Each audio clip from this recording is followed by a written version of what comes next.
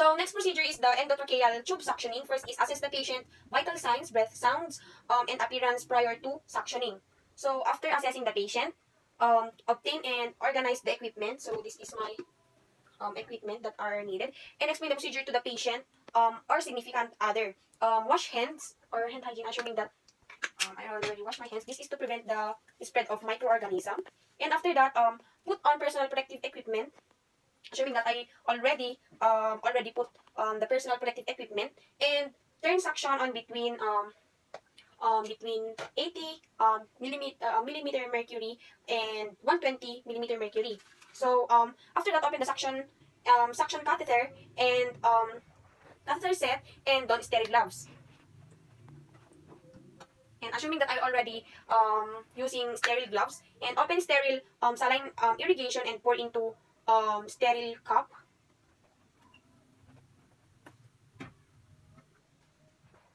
Then after open the sterile irrigation, after that hold the suction catheter with your dominant hand. So this is my dominant hand, and while connecting suction source to suction catheter with non-dominant hand. So this is my dominant hand and my non-dominant hand. Note that throughout the procedure you are using your dominant hand to hold the sterile one and sterile suction catheter with dominant hand. So this is my dominant hand. Suction a small amount of the sterile saline by placing non-dominant hand. So this is my non-dominant hand or non-sterile thumb over suction port. So I will now suction a small amount. And after that, suctioning the small amount, connect the ambubag to endotracheal tube adapter. After that, hyper oxygenate with 100% oxygen using ambubag to ambubag or mechanical ventilator. So after that, insert suction catheter. Insert suction catheter into endotracheal tube using endotracheal tube using slanted downward motion until resistance is felt or cough is elicited. So I will now insert the suction catheter into the endotracheal tube using slanted. Then after that, apply intermittent suction with non-sterile or non-dominant hand thumb while withdrawing catheter in a circular motion rotating between thumb and finger of sterile sterile dominant hand. So I will now apply circular motion slanted, and after that um replace oxygen delivery system between suctioning by connecting to ventilator or connecting to oxygen source. So assuming that this is oxygen, and I will now connecting.